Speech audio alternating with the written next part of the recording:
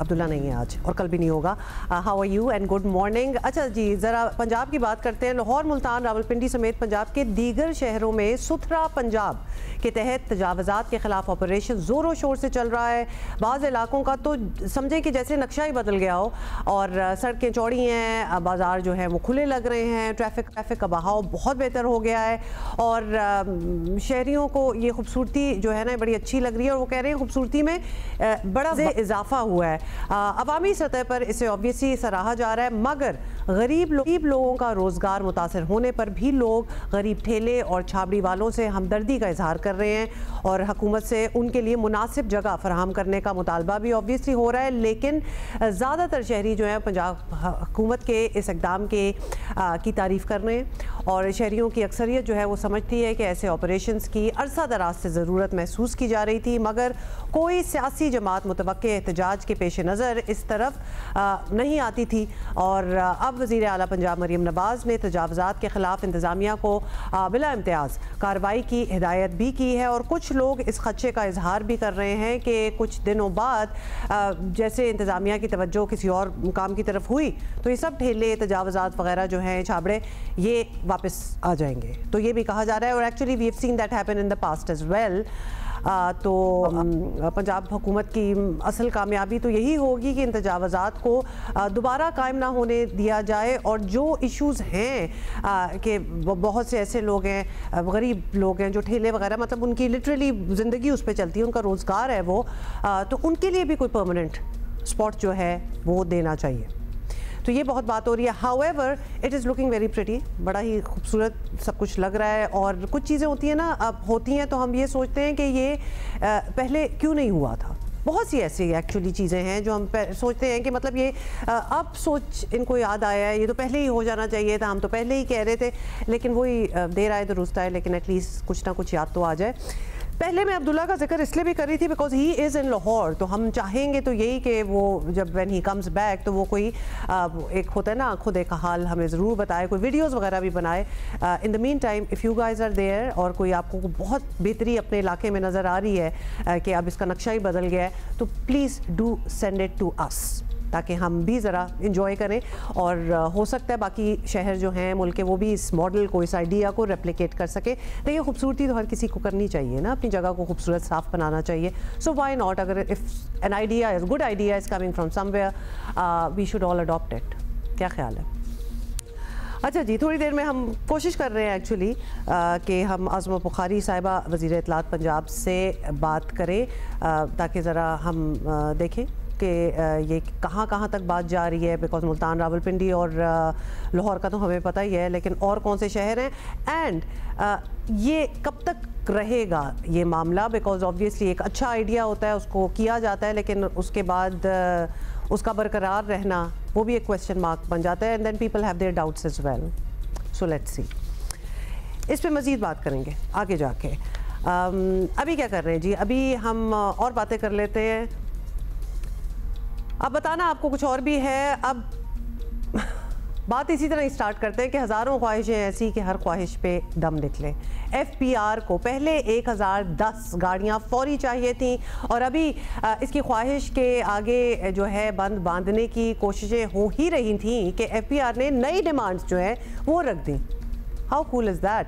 ज़राए बता रहे हैं कि FPR ने टैक्स चोरी रोकने के लिए इजाफी अमला और वसाइल मांग लिए हैं। This is apart from the cards by the way. और हुकाम का कहना है कि टैक्स चोरी के ख़िलाफ़ फील्ड ऑपरेशन और बहुत सी और चीज़ें जो हैं बढ़ाने के लिए मज़ीद गाड़ियों और अमले की ज़रूरत होगी।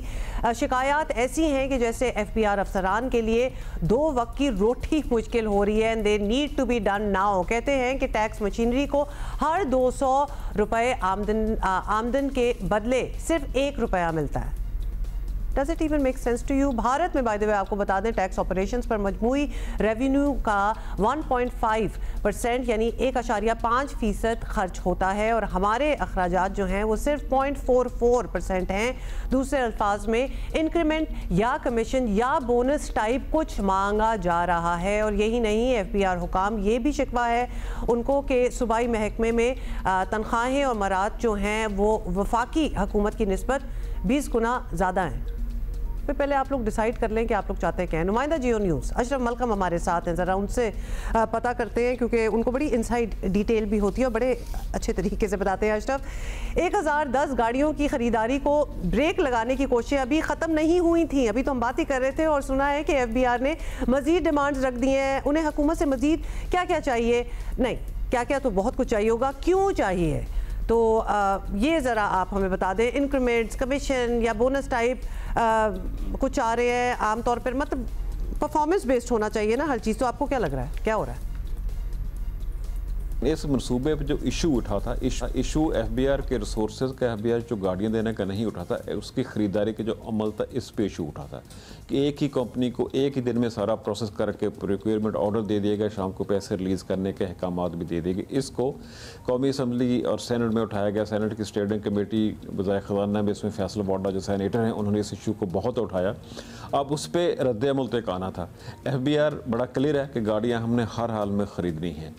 कमेटी बड़ी क्लियर है कि हम इस प्रोसेस को छानबीन करके तजिया किए बगैर, इसका जायज़ा लिए बगैर हम गाड़ियाँ ख़रीदने नहीं देंगे। इसको फ़िलहाल होल्ड कर दिया गया है। इसका जो अब जवाब का सिलसिला होता है, शायद कमेटियों को और सियासतदानों को अंदाज़ा नहीं कि उनका वास्ता ब्यूरोक्रेसी से पड़ा। ब्यूरोक्रेसी का टैक्स की हो, शायद PS सर्विस की हो या कोई भी हो, ब्यूरोक्रेसी बहरहाल ब्यूरोक्रेसी ही होती है। हमारे मुल्क भारत में टैक्स मशीनरी पर कितना खर्चा होता है, बहुत अच्छा कंप्रीहेंसिव एक जवाब और जवाब जिसको कहने वो तैयार किया जा रहा है कि उसके मुताबिक जो है वो जवाब देंगे हुकूमत को। पहले महकमे पे खुद ही प्रेशर डालेगा अपने ऑफिसर्स की तरफ से, हमें गाड़ियों की ज़रूरत है, दूर दराज फैक्ट्रियों पे जाना होता है, हमारी तनख्वाह एज़ कम्पेयर टू पाकिस्तान के दूसरे सूबे पंजाब की रेवेन्यू अथॉरिटी के मुकाबले में, इसमें कोट किया गया जो उनके पेपर तैयार किया जा रहा है कि पंजाब के जो रेवेन्यू अथॉरिटी है उसके ऑफिसर्स की 20% सैलरी ज़्यादा है एज़ कम्पेयर टू FBR। इस हद तक तो ठीक है, जो बात दुरुस्त भी है, लेकिन आगे जो बहुत सी बातें छुपाई गई हैं, इस बार FBR के ऑफिसर्स को क्या क्या फैसिलिटीज़ हैं, टोटल वॉल्यूम उनका क्या होता है। अगर को कंपेयर करें FBR के अफसरान को दूसरे महकमों के अफसरान से, उनकी क्या उनकी पर्क्स एंड प्रिविलेजेस हैं, उस पर रोशनी इसमें नहीं डाली गई।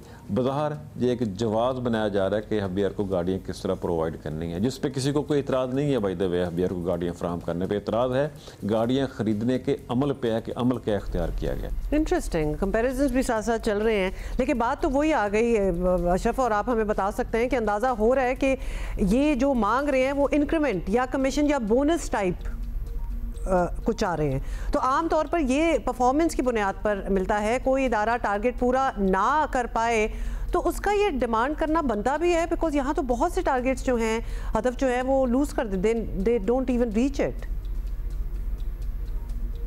हाँ, बनता तो बहुत कुछ है, बहुत कुछ नहीं है। आपने बड़ा अच्छा सवाल उठाया कि जी एक किसी महकमे को टारगेट दिया जाता है, महकमा वो टारगेट पूरा करता है, उस पर उसको अनाम कराम दिया जाता है, उसको तनख्वाह में बोनसेस दिए जाते हैं, उसके प्रॉफिट में हिस्सा दिया जाता है। लेकिन FBR के अफसरान जब आते हैं ना इनाम कराम की तरफ, बोनसेस की तरफ, वो कहते हैं हमने इतने पैसे इकट्ठे किए, पिछले साल के मुकाबले में इतना रेवेन्यू ज़्यादा किया। वो ये नहीं बताते कि हमारा रेवेन्यू कलेक्ट करने का टारगेट क्या था। अगर उनकी कारकर्दगी अच्छी हो, जो टैक्स पोटेंशियल पाकिस्तान में है, टैक्स टू GDP रेशो, पिछले दिन FBR की ब्रीफिंग थी कि पिछले 15 साल से FBR के टैक्स कलेक्शन स्टैटिक्स है। अगर उसकी रेशो टू GDP अपने हमारे GDP रेशो पाकिस्तान की देखी जाए, वो सेम एक जगह रुकी हुई है, इसका मतलब उसमें कोई इजाफा नहीं हो रहा। अभी भी टैक्स मशीनरी के अफसरान को बोनसेस दिए जाते हैं, उनको कैश अवार्ड दिए जाते हैं, उनके मुख्तलिफ और जो अनडिक्लेयर्ड सहूलतें हैं FBR के मुलाजमीन को, जो नॉन कस्टमर पेड गाड़ियाँ हैं वो सस्ती दी जाती हैं, उनकी ज़ात के लिए भी उनको फ़रोख्त की जाती हैं, उनके ऑफिशियल इस्तेमाल के लिए भी हर जगह के हर अफसर के पास जो कस्टम की नॉन कस्टम पेड गाड़ी अब ज़रूर होती है, जो फील्ड में काम करते हैं, उनका जिक्र कहीं नहीं होता। लेकिन हमें चूँकि आदत हो गई है, हमने हर जगह झूठ बोलना है। उन गाड़ियों का जिक्र तो है जो उनके FBR के अफसरान के पास नहीं है, वो लेना चाह रहे हैं। जो गाड़ियाँ उनके पास हैं, अनऑफिशियली हैं, गैर एलानी हैं, उनका कहीं जिक्र नहीं है। बोनसेस का जवाब जब तक हदफ पूरा ना हो नहीं बनता। बोनसेस कैश प्राइस उस वक्त मिलते हैं जब आपकी कारकर्दगी बहुत अच्छी रहे, अपने तमाम अहदाफ पूरे कर लिए हों। अभी अब जो हमारी टैक्स कलेक्शन की फ़िगर है वो तो 29%, उसमें ज़रूर उनकी इजाफा हुआ है, लेकिन कहाँ से इजाफा हुआ है, उसमें FBR की कारकर्दगी क्या है। सारे का सारा जो मेजर चंक आता है, सारा तो मैं लफ्ज़ गलत कह दिया, जो मेजर चंक टैक्स कलेक्शन का आता है एट सोर्स डिडक्शन का है।